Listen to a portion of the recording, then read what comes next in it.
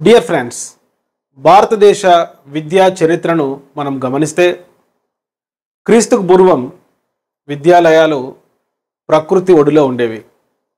మరి మధ్యయుగంలో ముస్లిం విద్యా విధానంలో ఆనాడు వేద విద్యా విధానంలో ప్రకృతి ఒడిలో ఉన్న విద్యాలయాలు ప్రార్థనా స్థలాల్లోకి మక్తాబ్ మదరసా రూపంలో వచ్చాయి. ఆ తర్వాత 1813 చార్టర్ చట్టం నుంచి ప్రకృతి ఒడిలో ఉన్న పాఠశాలలు, ప్రార్థనా స్థలాల్లో ఉన్న పాఠశాలలు ప్రభుత్వ ఆధీనంలోకి వచ్చాయి.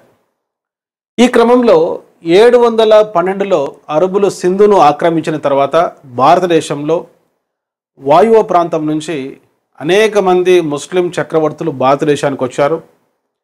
ఈ క్రమంలో మరి ఇస్లాంను బోధించడం కోసం వారు మసీదులకు అనుబంధంగా ప్రాథమిక పాఠశాలలైన మక్తాబులు ప్రారంభించారు.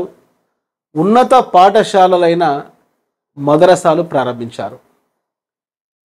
ఈ విధంగా వారు విద్యా ప్రారంభోత్సవాన్ని ఒక వేడుకతో జరిపేవారు.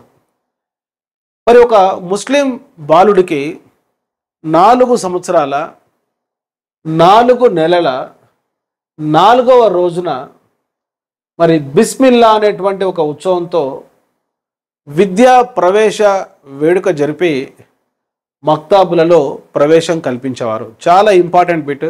ముస్లిం విద్యా విధానంలో విద్యా ప్రవేశ వేడుకను బాయ్స్కు సంబంధించి ఏమంటారు? బిస్మిల్లా, బీ ఫర్ బాయ్స్ అని గుర్తుపెట్టుకోండి. సింపుల్.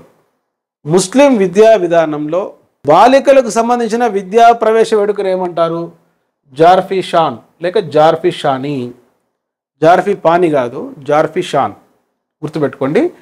ఇక్కడ షా అంటే షీ అంటే స్త్రీ అని గుర్తుపెట్టుకోండి. సో బాలికలకు సంబంధించిన విద్యా ప్రవేశ వేడుకను జార్ఫీ షానీ అంటారు.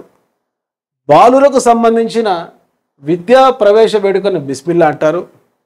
అదేవిధంగా వేద విద్యా విధానంలో ఒక బ్రాహ్మణ బాలుడు మరి గురుకులాలలో ప్రవేశించడానికి ముందు నిర్వహించే విద్యా ప్రవేశ వేడుకను ఉపనయనం అంటారు. అదేవిధంగా చాలా ఇంపార్టెంట్, బౌద్ధుల కాలంలో మరి ప్రాథమిక విద్యలో ప్రవేశించడానికి ముందు నిర్వహించే విద్యా ప్రవేశ వేడుకను పబ్బజ్జా అంటారు. ప్లే స్టోర్లో ఎమిలీ అకాడమీ అని టైప్ చేసి నేడే యాప్ డౌన్లోడ్ చేసుకోండి. All the best.